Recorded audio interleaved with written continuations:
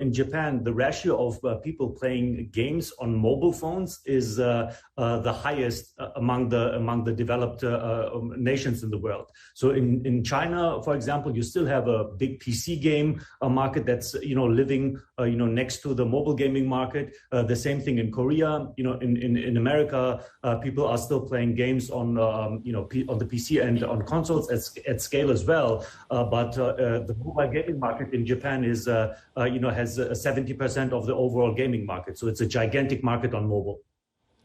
Just a quick question from me, Serkan. I know nothing about gaming. I don't play games at all, which is not a comment on games at all, just my own preferences. But Will just said in Japan, 50% of Japanese play games to relax. What are the other 50% playing for? I mean, what is the driving motive behind the game playing? It's killing time. So a lot of people play. I mean, it's a little bit of a stereotype, but a lot of Japanese players are playing games, especially in bigger cities like Tokyo, for example, on the train. To kill time during the commuting between their homes and their places of work.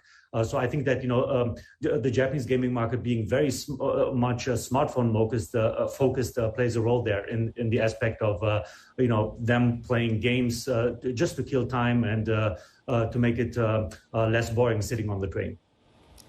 Now, Serkan, I am a gamer and I've been playing games for a considerable amount of time, and I can remember a time when it was almost impossible to get a lot of these JRPGs. You'd have to play games that you can't understand half of what's going on. You're not necessarily getting subtitles as well.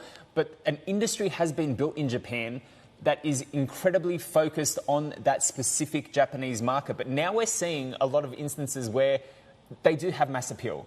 I'm thinking the likes of Final Fantasy. It was probably with Final Fantasy VII that really started to explode. So do you think that the Japanese gaming market is going to shift in terms of the product that they're producing to cater to Western audiences more? Or do you think it's just more that Western audiences are really getting into these Japanese games now? I can tell you're a gamer.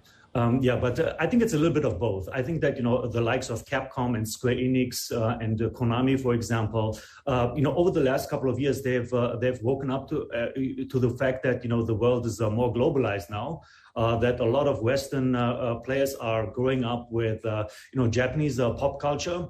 Like not only games, but also anime and, manga and all of these things. So, young people nowadays are completely different in terms of, spending their leisure time when compared to people, when compared to young people during my time when I was in high school, for example. You have a lot more access also through the internet, of course, to Japanese culture, to products that come out of the Japanese pop culture, like games, like anime, like manga.